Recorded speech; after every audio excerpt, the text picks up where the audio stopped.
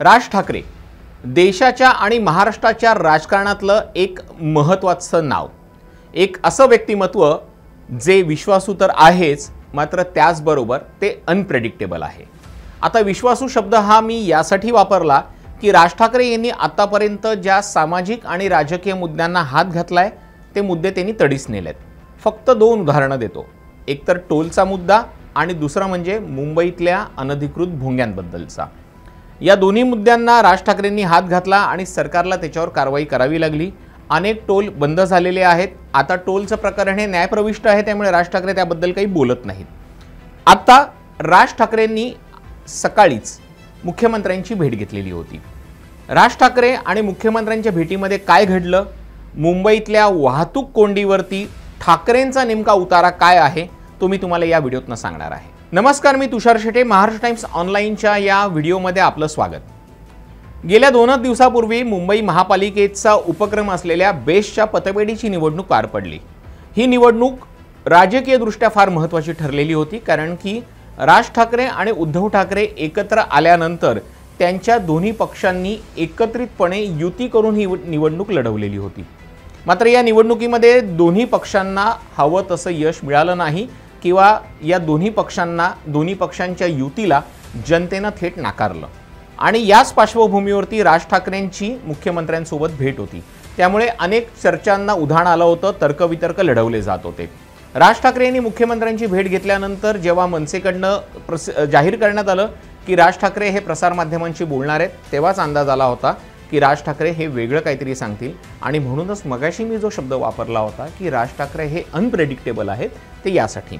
पत्रकार परिषद झाली, पत्रकार परिषदेला प्रचंड गर्दी झाली होती आणि या पत्रकार परिषदेला सुरुवात झालीच त्याच वेळेला राज ठाकरेंनी स्पष्ट केलं, तुम्हाला जे हवं आहे ते माझ्याकडनं मिळणार नाही, कारण की माझी प्रतिक्रिया गेल्यानंतर दुसरीकडे तुम्ही प्रतिक्रिया घेण्यासाठी जाऊ शकत नाही आहात। आणि मी आज मुख्यमंत्र्यांशी जो विषय बोललोय तो विषय आहे वाहतूक कोंडीच्या संदर्भात। आपल्या या पत्रकार परिषदेची सुरुवात राज ठाकरे यांनी एका चांगल्या मुद्द्याने केली। त्यांनी एका परदेशी लेखकाचं उदाहरण दिलं आणि त्यांनी देशाचं भवितव्य हे मुलांच्यावरती कसं अवलंबून असतं याचा दाखला दिला। नेमकं राज ठाकरे काय म्हणाले ते आपण ऐकूयात। एक फार चांगलं वाक्य आहे त्या एका स्कॉटिश साहित्यिकाचं, आणि त्याच्यानंतर ते बऱ्याच लोकांनी वापरलं। मला सुट लेनिनने वगैरे पण ते नंतर त्या गोष्टी यूज केल्या थोड्याशा वेगवेगळ्या पद्धतीने, की तुमच्याकडची लहान मुलं कोणती गाणी गातात सांगा, मी तुमच्या देशाचं भविष्य सांगतो, असं ते वाक्य होतं। मला थोडंसं ते बदलावंसं वाटतं आणि ते बदललेलं वाक्य असं आहे की तुमच्याकडे ट्रॅफिकचा तुम्ही केऑस दाखवा किंवा तुमच्याकडची ट्रॅफिकची परिस्थिती दाखवा, मी तुम्हाला तुमच्या देशाचं भविष्य सांगतो। तर राज ठाकरेंनी स्पष्ट केलं की तुमच्या शहरात किती ट्रॅफिक आहे, तुमच्या देशात किती ट्रॅफिक आहे, यावरनं तुमच्या देशाचं भवितव्य ठरतं। आता याला अनेक कारणं सुद्धा आहेत। ट्रॅफिक जाममध्ये अनेकांचा वेळ जातो, इंधनाची बर्बादी होते, पैशांची नासाडी होते, प्रचंड आर्थिक नुकसान सहन करावं लागतं, जे आपल्या नकळत होत असतं आणि आपल्याला ते कळून येत नाही। आणि याच नुकसानीचा आकडा जर बघितला तर तो प्रचंड कोटींवरती जातो, किंबहुना तो गेल्या 10 वर्षातला जर आकड्याची आपण टोटल केली तर तो काही हजार कोटींपर्यंत गेला असेल। आता महाराष्ट्र आणि देशाचा जर विचार केला तर महाराष्ट्रामध्ये मुंबई, पुणे, नागपूर, नाशिक ही महत्त्वाची शहरं, या महत्त्वाच्या शहरांमध्ये ट्रॅफिक जाम 5वीलाच पोहोचलेला आहे। मुंबई आणि पुण्याचे हाल तर विचारायलाच नकोत। देशाचा विचार केला तर दिल्ली, नोएडा, गुरगाव, हैदराबाद, कोलकाता या सगळ्या भागांमध्ये ट्रॅफिक जाम आहे, तेही विचारायला नको। आता तर मुंबई आणि बँगलोरमध्ये कॉम्पिटिशन सुरू झाले की कुठल्या शहरांमध्ये सगळ्यात जास्त ट्रॅफिक जाम असू शकतं। आणि आता याच ट्रॅफिक जामवरती राज ठाकरे हे त्यांचा प्लॅन घेऊन जात आहेत। काही वर्षांपूर्वी राज ठाकरे यांनी एका ब्ल्यूप्रिंटची संकल्पना मांडलेली होती। अनेक पत्रकारांनी त्याविषयी राज ठाकरेंना विचारलं होतं की तुम्हाला नेमकं काय पाहिजे।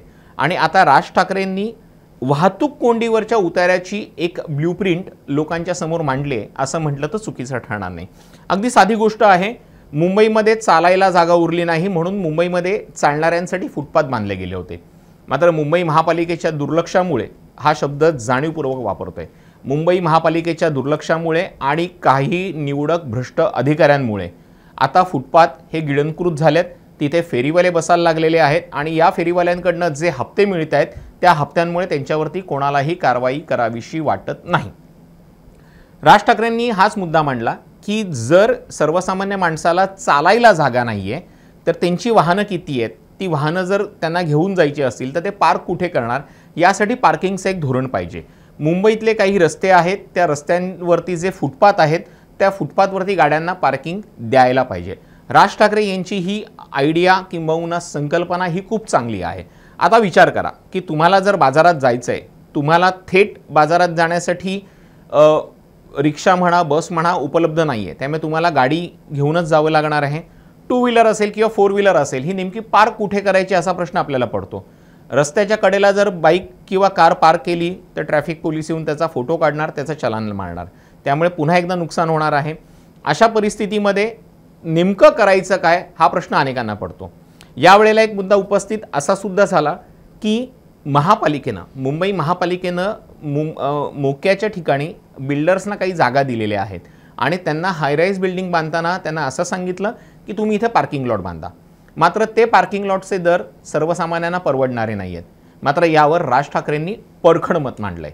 राज ठाकरे नेमकं काय म्हणाले तुम्हीच ऐका। आता मी तुम्हाला सिंपल लॉजिक सांगतो की साधारणपणे आता जर समजा गाड्यांचे दर पाहिलेत तर पार्किंगचा दर परवडायला काही हरकत नसेल।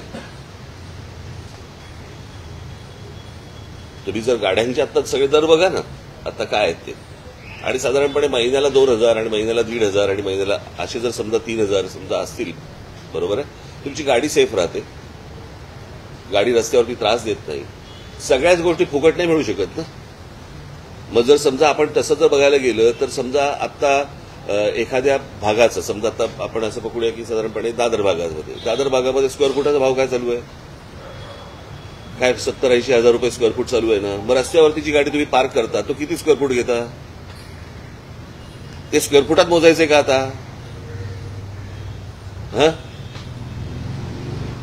असं करून नाही चालणार ना। मला असं वाटतं प्रत्येकाने या गोष्टींचा विचार केला पाहिजे। प्रत्येकाने याचा अर्थ माझ्या सकट सगळ्यांनी,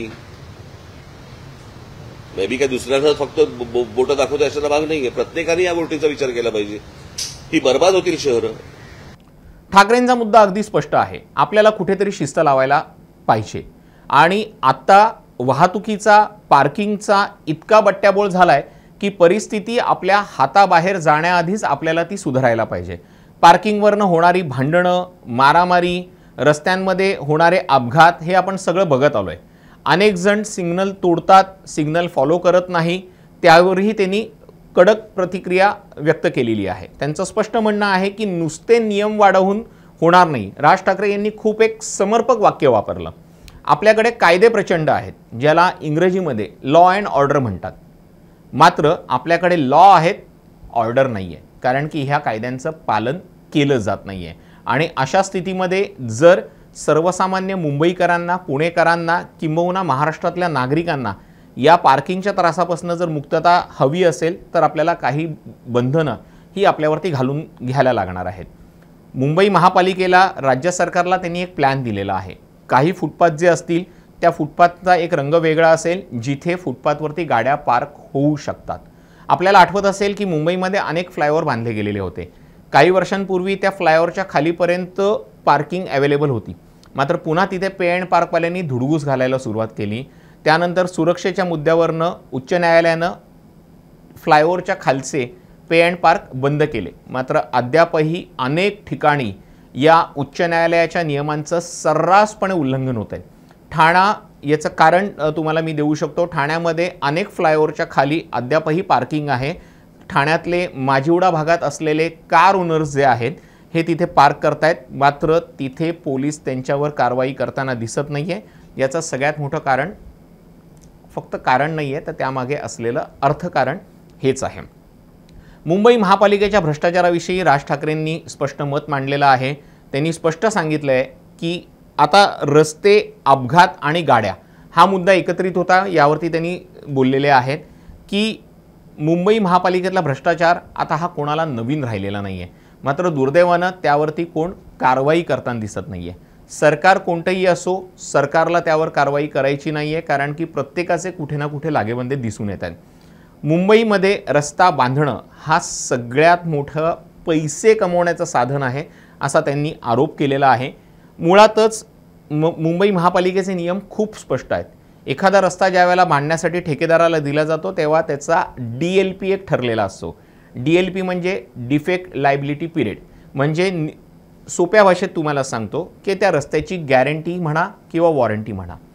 हा रस्ता बांधलाय, या रस्त्याला 2 वर्ष 3 वर्ष तो खराब होणार नाही याची गॅरंटी कॉन्ट्रॅक्टर देत असतो। मात्र रस्ता बांधून झाला की पुढच्या पावसाळ्यामध्ये त्याच्यावरती खड्डे पडतात, मग पुन्हा ते खड्डे भरण्यासाठी मुंबई महापालिका टेंडर काढते। म्हणजेच मुंबई महापालिका जी सर्वसामान्यांची महापालिका म्हणून मानली जाते ती आता ठेकेदारांसाठी सोन्याचं अंड देणारी कोंबडी झालेली आहे। राज ठाकरे यांना पत्रकारांनी वेगवेगळ्या मुद्द्यांवरती नेण्याचा प्रश्न केला। राज ठाकरे यांना पत्रकारांनी वेगवेगळ्या मुद्द्यांवरती नेण्याचा प्रयत्न केला, मात्र राज ठाकरे आपल्या मुद्द्यावरती ठाम होते। त्यांनी स्पष्ट सांगितलं की आज माझा मुद्दा हा ट्रॅफिक संदर्भात आहे, पार्किंग संदर्भात आहे आणि शिस्ती संदर्भात आहे। आता त्यांना मुख्यमंत्र्यांनी आश्वासन दिलेलं आहे की लवकरच याच्यावरती कारवाई केली जाईल। आता हेच पाहायचं आहे की राज ठाकरे यांनी जे प्रपोजल मुख्यमंत्र्यांना दिलेलं आहे ते प्रपोजल केव्हापर्यंत अंमलात येतं, मुंबईतली वाहतूक कोंडी कमी होते का, मुंबईतल्या वाहतूक कोंडीला एका पायलट प्रोजेक्टला सुरुवात झाल्यानंतर महाराष्ट्रातल्या अन्य मोठ्या आणि महत्त्वाच्या शहरांमधली वाहतूक कोंडी कमी व्हायला लागली आहे का, हे सुद्धा पाहणं महत्त्वाचं ठरणार आहे। आणि या सगळ्या प्रकारातनं एकच मुद्दा उपस्थित होतोय जो राज ठाकरेंनी प्रकर्षाने मांडला आहे। आपल्याला शहराच्या विकासाकडे बघायला पाहिजे। आपण डेव्हलपमेंट प्लॅन संदर्भात बोलत नाही आहोत, आपण टाउन प्लॅनिंग संदर्भात बोलत नाही आहोत आणि दुर्दैवानं आपण फक्त आणि फक्त हत्ती आणि कबुतरांच्या राजकारणामध्येच अडकून पडलेलो आहे।